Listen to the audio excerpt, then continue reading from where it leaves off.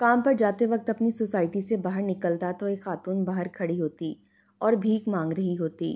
میں اس فقیرنی کو کافی دنوں سے دیکھ رہا تھا۔ وہ اپنے حلیے سے کافی پر اصرار دکھائی دیتی تھی۔ میں اس کے قریب سے گزرنے لگا تو وہ مجھ سے بھیک مانگنے لگی۔ میرے پاس کھلے پیسے نہیں تھے، اس لیے میں نے کہا کہ معاف کرو بی بی۔ میرا خیال تھا کہ وہ چپ ہو جائے گی، لیکن وہ تو آل فال بکنے لگی۔ کہنے لگی اگر تم نے مجھے بھیک نہ دی تو میں تمہیں بد دعائیں دوں گی۔ بد دعاؤں سے بچنا چاہتے ہو تو مجھے بھیک دے دو۔ میں نے اس کی بات نظر انداز کی اور جانے لگا تو وہ بد دعائیں دینے لگی۔ تو نے مجھے بھیک نہیں دی، میری بد دعا ہے کہ تمہارا بچہ گم ہو جائے، تمہارے بچے کو کوئی اٹھا کر لے جائے۔ اس کی بات پر میرے ہونٹوں پر مسکراہٹ دوڑ گئی، کیونکہ اس کی بد دعا کا مجھ پر کوئی اثر نہیں ہونے والا تھا، کیونکہ میرا کوئی بچہ نہیں تھا اور نہ ہی میری شادی ہوئی تھی۔ میری عمر 22 سال تھی اور میں ایک پرائیویٹ کمپنی میں جاب کر رہا تھا۔ میں نے زندگی میں پہلی ایسی فقیرنی دیکھی تھی جو بھیک نہ ملنے پر بد دعائیں دینا شروع ہو جاتی تھی۔ سوسائٹی کے لوگ اس سے بہت تنگ تھے۔ اس کی بد دعاؤں سے بچنے کے لیے لوگ اسے کچھ نہ کچھ دے ہی دیتے تھے۔ صبح ہوتے ہی وہ فقیرنی سوسائٹی کے باہر آ جاتی اور سوسائٹی کے آنے اور جانے والوں سے بھیک مانگتی رہتی تھی۔ میں نے گارڈ سے پوچھا کہ یہ فقیرنی کب تک سوسائٹی کے باہر کھڑی بھیک مانگتی رہتی ہے۔ اس نے بتایا کہ فقیرنی شام تک کھڑی رہتی ہے اور اس دوران اچھی خاصی بھیک جمع کر لیتی ہے۔ وہ فقیرنی جوان تھی، اس کی عمر 28 سال لگتی تھی، رنگت کالی تھی، کبھی کبھی تو مجھے بہت پر اصرار لگتی تھی۔ اس کا روزانہ سوسائٹی کے باہر آ کر بھیک مانگنا دل کو کھٹکتا تھا۔ سوسائٹی میں اپنی بڑی بہن کے ساتھ رہتا تھا۔ میری بڑی بہن شادی شدہ اور 2 بچوں کی ماں تھی۔ اس کا خاوند کمانے کی غرض سے دبئی گیا ہوا تھا۔ وہ 2-2.5 سال کے بعد گھر کا چکر لگاتا تھا۔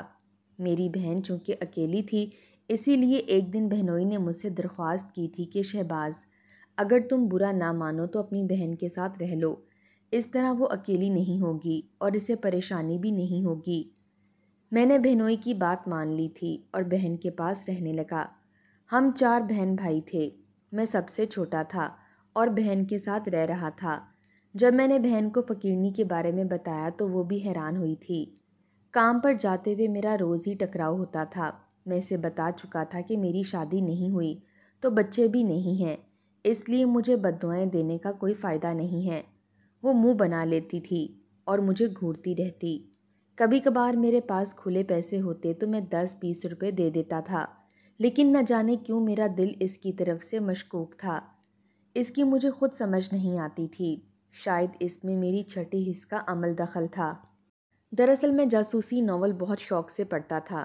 شاید انہی ناولوں کا اثر تھا کہ مجھے عجیب و غریب لباس پہننے والے لوگ مشکوک ہی لگتے تھے۔ ایک روز میں کام پر جانے کے لیے سوسائٹی سے باہر نکلا تو وہ فقیرنی مجھے کہیں بھی دکھائی نہ دی۔ میں نے ارد گرد نگاہیں دوڑائیں، لیکن وہ شاید اس دن بھیک مانگنے نہیں آئی تھی۔ شاید اسے کوئی مسئلہ تھا یا ممکن ہے اس کی طبیعت خراب ہو۔ میں کام پر روانہ ہو گیا۔ مجھے کیا وہ بھیک مانگنے آئے یا نہ آئے، میری محبوبہ تھوڑی تھی کہ میں اس کے لیے پریشان ہوں، بلکہ اس کی غیر موجودگی کی وجہ سے سوسائٹی کی عوام نے بھی سکھ کا سانس لیا تھا اور دعا کی تھی کہ وہ اب دوبارہ سوسائٹی کے باہر بھیک مانگنے نہ آئے۔ لیکن کسی کی دعا قبول نہ ہوئی۔ اگلے ہی دن وہ دوبارہ بھیک مانگنے آ گئی تھی۔ اس کے پاس کالے رنگ کا ایک بیگ بھی تھا۔ میں نے اس کے پاس رک کر پوچھا کہ خیریت تو تھی، تم کل بھیک مانگنے نہیں آئی تھی؟ اس نے مجھے گھورا اور کہنے لگی، تمہیں اس سے مطلب؟ میری مرضی، میں بھیک مانگنے آؤں یا نہیں، چل اٹھ یہاں سے۔ مجھ سے ٹھڑک جھاڑنے کی کوشش کی تو مار مار کر سر گنجا کر دوں گی۔ میں کوئی عام لڑکی نہیں جو تم جیسے لڑکوں کے جھانسے میں آ کر پیار محبت کی باتیں کروں گی۔ میں حیرت بھری نگاہوں سے اسے دیکھتا رہ گیا۔ میں نے تو ہمدردی سے اسے پوچھا تھا، لیکن وہ کچھ اور ہی سمجھ بیٹھی تھی۔ مجھے اس کا لہجہ ناگوار گزرا تھا۔ میں نے ناگواریت سے کہا کہ او بی بی، زیادہ فری ہونے کی ضرورت نہیں ہے، مجھے تم سے ٹھڑک ورک جھاڑنے کا کوئی شوق نہیں ہے۔ میں نے تو انسانی ہمدردی کے تحت پوچھا تھا اور تم تو میرے گلے ہی پڑنے لگی۔ میں نے ہنکارا بھرا اور موٹر سائیکل سٹارٹ کرنے کی کوشش کی۔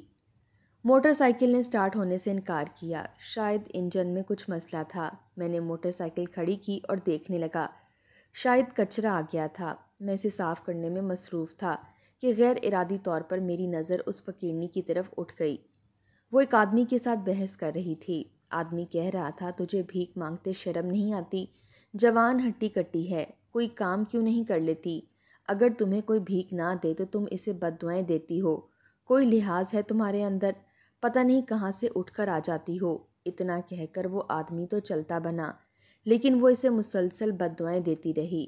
کچھ ہی دیر گزری کہ میں نے سوسائٹی کے اندر ایک آدمی کو دیکھا جو فقیرنی کے پاس گیا تھا۔ اس نے فقیرنی کو کوئی چیز دی تھی۔ پھر گارڈ نے گیٹ کھولا تو وہ اندر چلا گیا تھا۔ میرا خیال تھا کہ اس آدمی نے فقیرنی کو بھیک دی ہوگی، لیکن وہ بھیک نہیں تھی، وہ ایک رکا تھا جسے فقیرنی نے جلدی سے مٹھی میں دبا لیا۔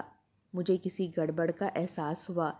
ایک بار پھر مجھے فقیرنی کی شخصیت کچھ مشکوک لگی۔ میں تجسس میں تھا کہ وہ کیسا رکا تھا اور اس میں ایسا کیا لکھا تھا۔ اس آدمی نے وہ رکا فقیرنی کو ہی کیوں دیا تھا؟ کیونکہ فقیرنی تو شکل و صورت سے جاہل اور ان پڑھ ہی دکھائی دیتی تھی۔ اگر وہ پڑھی لکھی ہوتی تو اسے بھیک مانگنے کی کیا ضرورت تھی؟ میرے پاس اتنا وقت نہیں تھا کہ میں اس کے بارے میں تجسس میں پڑتا۔ البتہ میں نے جانے سے پہلے سوسائٹی کے گارڈ سے کہا کہ صدیق بھائی، اس فقیرنی پر نظر رکھنا، مجھے مشکوک لگتی ہے۔ گارڈ بھی میرا ہم خیال ثابت ہوا۔ کہنے لگا شہباز بھائی، یہ فقیرنی مجھے بھی مشکوک لگتی ہے۔ میں کئی بار اسے یہاں سے بھگانے کی کوشش کر چکا ہوں، لیکن یہ بہت ہی ڈھیٹ ثابت ہوتی ہے، یہاں سے جانے کا نام ہی نہیں لیتی۔ اصل میں اسے سوسائٹی کے لوگوں سے ہی ہزاروں روپے بھیک میں مل جاتے ہیں، اس لیے یہ جگہ اس کے لیے سونے کی چڑیا سے کم نہیں ہے۔ پھر بھی میں اس پر نظر رکھوں گا، اور اگر ایسی ویسی بات محسوس کی تو آپ کو بتاؤں گا۔ میں کام پر چلا گیا اور فقیرنی کی طرف سے مطمئن تو تھا، لیکن کام کے دوران میرا دماغ اس کی طرف ہی اٹکا ہوا تھا۔ مجھے لگتا تھا کہ وہ فقیرنی اصل فقیرنی نہیں ہے، بلکہ اس نے فقیرنی کا بہرو بدلا ہوا ہے۔ اس شام مجھے آفس میں بہت کام تھا، میں شام کو دیر سے نکلا تھا۔ تھوڑی دیر پہلے ہی بہن نے فون کر کے فرمائش کی تھی کہ دفتر سے آتے وقت دہی بھلے لیتے آنا۔ میری بہن کو دہی بھلے بہت پسند تھے۔ میں دہی بھلے کی دکان سے نکل ہی رہا تھا کہ اچانک میری نظر ایک کار میں بیٹھی عورت پر پڑی۔ میں حیرت سے اچھل پڑا اور غور سے اس عورت کو دیکھنے لگا۔ مجھے یوں لگا جیسے وہ عورت کوئی اور نہیں، وہی فقیرنی تھی جو روزانہ ہی صبح سوسائٹی کی گیٹ کے باہر بھیک مانگنے پہنچ جاتی تھی۔ یہ میرا وہم بھی ہو سکتا تھا کہ شاید وہ عورت اس فقیرنی کی ہم شکل ہو۔ میں نے اس خیال کو جھٹک دیا اور موٹر سائیکل چلانے لگا۔ رات دیر تک میں جاگتا رہا اور اسی فقیرنی کے بارے میں سوچتا رہا تھا۔ آخر مجھے اور گارڈ کو وہ کیوں مشکوک لگتی تھی؟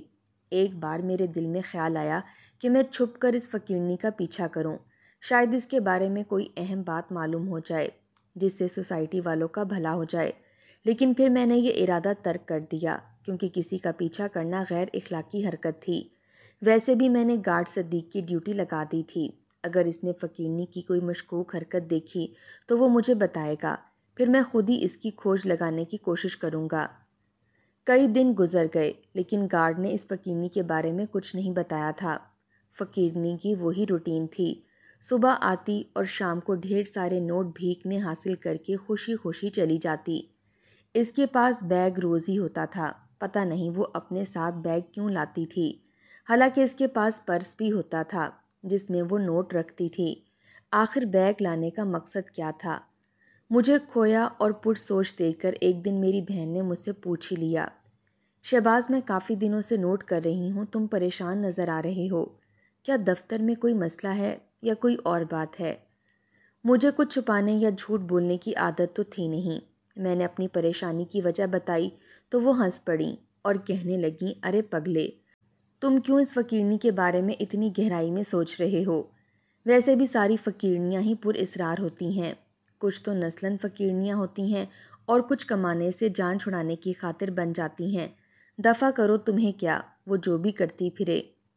اگر وہ کچھ برا کرے گی تو اپنے انجام کی بھی خود ذمہ دار ہوگی، تمہیں زیادہ جیمز بانڈ بننے کی ضرورت نہیں ہے۔ میں نے بہن سے بحث کرنا مناسب نہ سمجھا اور خود کو دوسرے کاموں میں مصروف کر لیا۔ مجھے اپنی بہن کی باتوں سے اتفاق نہیں تھا۔ میں یہ سوچتا تھا کہ اگر وہ فقیرنی واقعی مشکوک ہے تو وہ یقیناً کسی مقصد کے تحت ہی سوسائٹی کے باہر روز بھیک مانگنے آ جاتی تھی۔ اس کی بات وہی ہوتی تھی، جو بھیک نہیں دیتا تھا اسے بد دعائیں دیتی تھی کہ تمہارا بچہ گم ہو جائے۔ ایک دن سچ مچ میں ہی سوسائٹی کے عدنان صاحب کا بچہ گم ہو گیا۔ ان کے بچے کی عمر 7 سال تھی۔ وہ گھر کے باہر کھیل رہا تھا کہ تھوڑی دیر بعد اس کی ماں باہر آئی تو بچہ غائب تھا۔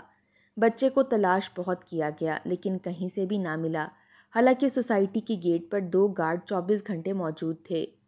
سوسائٹی کے لوگ یہی کہتے تھے کہ عدنان صاحب نے اس فقیرنی کو بھیک نہیں دی تھی اور اس نے انہیں بد دعا دی تھی، اور اس کی بد دعا عدنان صاحب کو لگ گئی تھی۔ 1 مہینے میں ہی یہ پہلی بار ہوا تھا، اس لیے سب لوگ ہی پریشان تھے۔ کئی لوگوں نے تو فقیرنی کو وہاں سے بھگانے کی بھی کوشش کی تھی۔ وہ چند دن غائب رہنے کے بعد دوبارہ سوسائٹی کے باہر آ گئی تھی۔ عدنان صاحب کو ایک نامعلوم نمبر سے کال آئی تھی کہ اگر تم اپنے بچے کی زندگی چاہتے ہو تو 10 لاکھ کا بندوبست کرو۔ یہ بھی دھمکی دی تھی کہ اگر پولیس کو بتایا تو بچے کو مار دیں گے۔ اسی لیے عدنان صاحب نے پولیس کو نہیں بتایا تھا، بلکہ 10 لاکھ دے کر بچہ بازیاب کروایا تھا۔ اس واقعے کے بعد تو سوسائٹی کے لوگوں نے اس فقیرنی کے علاوہ دوسرے فقیروں کو بھی بھیک دینا شروع کر دی تھی کہ کہیں بھیک نہ دینے کی صورت میں وہ انہیں بد دعا نہ دے دیں۔ سبھی ڈر گئے تھے۔ نہ جانے کیوں میرا دل کہہ رہا تھا کہ اس اغوا برائے توان کی واردات میں اس فقیرنی کا اہم کردار ہے، مگر مسئلہ یہ تھا کہ میرے پاس کوئی ثبوت نہ تھا۔ صدیق نے بتایا تھا کہ جس دن عدنان صاحب کا بچہ غائب ہوا تو فقیرنی سارا دن گیٹ سے فاصلے پر موجود رہی تھی۔ اگر اس میں فقیرنی کا کردار ہوتا تو میں اسے فوراً پکڑ لیتا۔ بچے کے اغوا کے بعد سوسائٹی کی فضا ڈری اور سہمی ہوئی ہو گئی تھی۔ ماؤں نے اپنے بچوں کو گھروں کے باہر کھیلنے سے روک دیا تھا۔ حیرت کی بات تھی کہ سوسائٹی سے بچہ اغوا کیسے ہوا تھا۔ کچھ لوگوں کا تو یہ بھی خیال تھا کہ بچے کے اغوا میں کوئی گارڈ بھی ملوث ہو سکتا ہے، شاید وہ اغوا کاروں سے ملا ہو۔ ایک دن میں کام سے ذرا جلدی واپس گھر آیا تھا۔ جب میں صبح گیا تھا تو وہ فقیرنی سوسائٹی کے باہر موجود نہیں تھی، اور اب واپس آیا تو تب بھی موجود نہیں تھی۔ گارڈ نے بھی یہی بتایا تھا کہ وہ آج بھیک مانگنے نہیں آئی۔ کچھ ہی دن گزرے کہ سوسائٹی سے ایک اور بچہ غائب ہو گیا۔ اس بچے کی واپسی کے لیے بھی 10 لاکھ مانگے گئے تھے۔ مجھے گارڈ نے بتایا کہ جب وہ فقیرنی سوسائٹی کے باہر موجود تھی تو اس کے پاس کالے رنگ کا ایک بیگ تھا جو مسلسل ہل رہا تھا۔ اسے شک تو ہوا، اس نے فقیرنی کا پیچھا کیا۔ کچھ ہی دور جا کر اس نے دیکھا کہ ایک کار رکی ہے، وہ اس میں بیٹھ گئی۔ اس نے ڈرائیونگ سیٹ پر جس ڈرائیور کو دیکھا تو وہ سکتے کی کیفیت میں چلا گیا تھا، کیونکہ وہ ڈرائیور تو حامد صاحب کا ڈرائیور سفیان تھا جو ہماری سوسائٹی میں رہتے تھے۔ گارڈ کی بات سن کر میں ٹھٹک گیا اور مجھے یقین ہو گیا۔ دہی بلے کی دکان کے باہر جس کار میں میں نے فقیرنی کی ہم شکل عورت دیکھی تھی تو وہ کوئی اور نہیں، وہی فقیرنی ہی تھی۔ کوئی خاص ہی چکر تھا۔ اب میں نے اپنے طور پر فقیرنی کا پیچھا کرنے کا سوچا تھا۔ اس کی اصلیت سامنے لانا بہت ضروری ہو گیا تھا۔ چنانچہ میں اگلے روز دفتر سے چھٹی کر بیٹھا۔ میں نے صدیق سے کہا کہ جب شام کو فقیرنی بھیک مانگنے کے بعد جانے لگے تو مجھے اطلاع دے دینا، میں وہاں پہنچ جاؤں گا۔ میری بہن نے مجھ سے چھٹی کرنے کی وجہ پوچھی تھی۔ میں نے کہا کہ طبیعت ٹھیک نہیں، اس لیے ریسٹ کرنے کی غرض سے چھٹی کی ہے۔ سوسائٹی میں خوف و ہراس کی فضا قائم تھی۔ میں ایک بار فقیرنی کا ٹھکانہ دیکھ لوں، اس کے بعد اس سے اصلیت اگلوانا میرا کام تھا۔ شام 5 بجے ہی گارڈ صدیق کا فون آ گیا، کہنے لگا جلدی سے آؤ، فقیرنی جانے والی ہے۔ میں جلدی سے گیٹ پر پہنچا، دیکھا تو فقیرنی جا رہی تھی۔ میں اس کا پیچھا کرنے لگا۔ میں فاصلہ رکھ کر اس کا پیچھا کر رہا تھا کہ وہ اپنے تعاقب سے آگاہ نہ ہو جائے۔ وہ چلتے چلتے ایک پرانی بستی میں داخل ہوئی اور ایک مکان میں چلی گئی۔ میں مکان میں جانے کا سوچ ہی رہا تھا کہ اچانک کار مکان کے دروازے پر آ کر رکی۔ ڈرائیونگ سیٹ پر بیٹھنے والا حامد صاحب کا ڈرائیور تھا۔ کچھ دیر کے بعد مکان کا دروازہ کھلا اور وہی فقیرنی نکلی جس نے اب نیا سوٹ زیب تن کیا ہوا تھا۔ وہ کار میں بیٹھی اور ڈرائیور کے ساتھ چلی گئی۔ وہ کار بھی وہی تھی جو میں نے دہی بھلے کی دکان کے باہر دیکھی تھی۔ میرے پاس موٹر سائیکل تھی، میں نے کار کا پیچھا کیا اور وہ کار ایک بہت بڑے گھر میں چلی گئی۔ میں نے گھر کا نمبر نوٹ کیا اور موٹر سائیکل ایک درخت کی چھاؤں میں کھڑی کر کے کوٹھی میں داخل ہو گیا۔ میں ایک کمرے میں پہنچا تو میرے اوزان خطا ہو گئے۔ کمرے میں اسی فقیرنی اور ڈرائیور حامد کے علاوہ ارشد صاحب کا چھوٹا بیٹا بھی تھا، اور وہ فقیرنی ارشد صاحب سے بات کر رہی تھی۔ اگر تم اپنے بچے کو زندہ سلامت چاہتے ہو تو کل تک 10 لاکھ کا بندوبست کر لو، اور ہاں، اگر تم نے پولیس کو بتانے کی کوشش کی تو پھر اپنے بچے کو مرا ہوا دیکھو گے۔ اس فقیرنی کی اصلیت سامنے آ چکی تھی۔ وہ اغوا برائے توان والے گروپ سے تعلق رکھتی تھی۔ اس کام میں حامد صاحب کا ڈرائیور بھی شامل تھا۔ وہ چلا گیا اور میں نے ارشد صاحب کو فون کیا۔ انہیں کوٹھی کا نمبر اور علاقے کا نام بھی بتایا تاکہ وہ پولیس کو لے کر فوراً کوٹھی پر پہنچیں۔ کمرے میں کالے رنگ کا بیگ بھی موجود تھا جو فقیرنی کے پاس موجود ہوتا تھا۔ ایک ایک پل صدیوں پر محیط تھا۔ فقیرنی ارشد صاحب کے بچے کے پاس بیٹھی اس سے باتیں کر رہی تھی اور کہہ رہی تھی کہ بیٹا تم فکر نہ کرو، تمہارے بابا اپنے کام کے سلسلے میں شہر سے باہر گئے ہیں، وہ کل آ کر تمہیں لے جائیں گے۔ بچہ نامعلوم کیا کہہ رہا تھا، میں نے توجہ نہیں دی۔ تقریباً 2 گھنٹے کے بعد ہی پولیس نے کوٹھی پر چھاپا مارا تھا۔ اس کوٹھی میں فقیرنی اور بچے کے علاوہ کوئی موجود نہ تھا۔ فقیرنی نے پولیس کو دیکھ کر بھاگنے کی کوشش کی لیکن وہ کامیاب نہ ہو سکی۔ لیڈی پولیس کے ایک جھاپڑ نے اس کے ہوش اڑا دیے اور وہ گھوم کر صوفے پر گری تھی۔ اسے تھانے لے جانے کی بجائے پولیس نے وہیں تفتیش شروع کی۔ فقیرنی کہنے لگی کہ میرا نام سگرا ہے اور میرا تعلق غریب گھرانے سے تھا۔ میری ماں مر گئی تو باپ نے دوسری شادی کر لی اور مجھے دنیا کے رحم و کرم پر چھوڑ دیا۔ سوتیلی ماں روایتی اور ظالم ثابت ہوئی تھی۔ اس نے مجھے پڑھنے لکھنے کی بجائے اپنی خدمت اور گھر کے کاموں پر لگا دیا۔ اگر مجھ سے کوئی غلطی ہوتی تو سوتیلی ماں بہت مارتی تھی۔ میں ابا سے شکایت کرتی تو وہ خاموش رہتا بلکہ الٹا مجھے ہی ڈانٹ دیتا۔ ابا کو مجھ سے محبت نہ رہی تھی۔ میں زمانے کی ٹھوکریں کھاتی بڑی ہوئی۔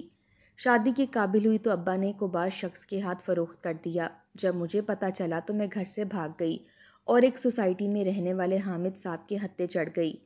وہ مجھے بیٹی بنا کر گھر لے گئے۔ میں 4 سال ان کے پاس رہی۔ پھر انہوں نے مجھے جرائم سکھانے شروع کیے۔ وہ بچوں کو اغوا کرتے اور ان کے بدلے بھاری تاوان وصول کرتے۔ میں بھی ان کے ساتھ شامل ہو گئی۔ حامد صاحب مختلف سوسائٹیوں میں گھر لیتے اور چھوٹے بچوں کو ایک بیگ میں ڈال کر میرے حوالے کر دیتے۔ میں وہ بیگ لے کر اپنے ٹھکانے پر چلی جاتی۔ پھر انہوں نے مختلف سوسائٹیوں میں پھر کر جائزہ لیا کہ کس سوسائٹی میں امیر لوگ رہتے ہیں۔ اس سوسائٹی میں انہوں نے امیر لوگوں کو دیکھا اور پھر وہاں ایک کوٹھی لے لی۔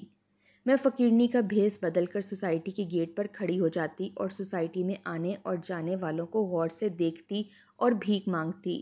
اگر کوئی بھیک نہیں دیتا تو میں انہیں بددعائیں دیتی۔ میرا مقصد لوگوں کا دھیان اپنی طرف لگانا تھا۔ جب سوسائٹی کے لوگ پوری طرح میری طرف متوجہ ہو گئے تو پھر ہم نے عدنان صاحب کے بچے کو اغوا کر لیا۔ اس بچے کو ایک بیگ میں ڈال کر حامد صاحب کا ڈرائیور مجھے دے گیا۔ میں بچے کو لے کر کوٹھی میں چلی گئی۔ ڈرائیور نے آواز بدل کر عدنان صاحب سے تاوان مانگا اور انہوں نے دے دیا، جس میں سے 2.5 لاکھ میرے تھے، 2.5 لاکھ ڈرائیور کے، باقی کے 5 لاکھ حامد صاحب نے رکھ لیے۔ اسی طرح ہم بچوں کو اغوا کر کے ان کے والدین سے تاوان مانگتے اور میں نے اللہ کا شکر ادا کیا کہ میرا شک بالکل درست ثابت ہوا تھا۔ فقیرنی نے لوگوں کو اپنی طرف متوجہ کرنے کے لیے بددعاؤں کا سلسلہ شروع کیا تھا۔ میں نے فقیرنی سے اس رکے کے بارے میں پوچھا جو اسے ایک آدمی نے دیا تھا تو وہ کہنے لگی کہ وہ رکا حامد صاحب کی طرف سے تھا۔ جس روز ہم نے بچہ اغوا کرنا ہوتا تھا اس دن ہم ایک دوسرے کو رکے کے ذریعے آگاہ کرتے تھے۔ رکے میں جگہ اور ٹائم لکھا ہوتا تھا اور اس نے فوری طور پر سوسائٹی میں حامد صاحب کے گھر پر چھاپا مار کر نہ صرف حامد کو بلکہ اس کے ڈرائیور کو بھی گرفتار کر لیا۔ گھر میں موجود لاکھوں روپے کی رقم بھی برآمد کی۔ انہوں نے تھانے میں اپنے جرم کا اعتراف کر لیا تھا۔ عدالت سے حامد صاحب اور ڈرائیور سفیان کو عمر قید کی سزا ہوئی تھی۔ میں نے اس گروہ کے پکڑے جانے پر اللہ کا بہت شکر ادا کیا تھا۔ ساتھ ہی مجھے افسوس بھی تھا کہ سگرا کو جرائم کی راہ چننے میں اس کے باپ کے علاوہ سوتیلی ماں نے بھی بہت اہم کردار ادا کیا تھا۔ اگر اس کی سوتیلی ماں اس پر ظلم نہ کرتی اور اس کا باپ دوسری بیوی کی محبت میں اندھا نہ ہوا ہوتا تو شاید سگرا کبھی بھی جرم کا راستہ نہ چنتی۔ اس کے بعد حامد صاحب ہی قصوروار تھے، لیکن اب کیا ہو سکتا تھا؟ اب وہ تینوں عمر قید کی سزائیں کاٹ رہے تھے۔ معاشرے میں ان کی عزت خاک میں مل گئی تھی اور لوگ توبہ توبہ کرتے۔ کسی کے گمان میں بھی نہیں تھا کہ حامد صاحب اغوا کار گروپ کے سربراہ بھی ہو سکتے ہیں۔ دیکھنے میں انتہائی شریف النفس انسان دل کے کتنے کالے ہوتے ہیں، یہ مجھے اس دن معلوم ہو گیا تھا۔ سوسائٹی نے مجھے اس گروہ کو پکڑنے میں میری تعریف کی تھی اور میرا سینہ فخر سے پھول گیا تھا۔